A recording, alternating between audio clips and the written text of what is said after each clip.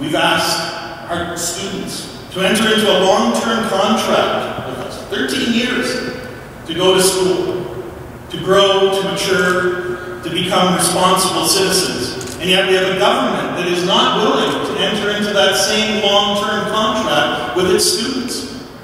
We're lucky to have a government that's planning 2, maybe 5 years at the most into the future. We need stabilized funding for education. And I believe that together, collectively, we have the intelligence and the integrity and the creativity and innovation to bring a new plan for education, for healthcare.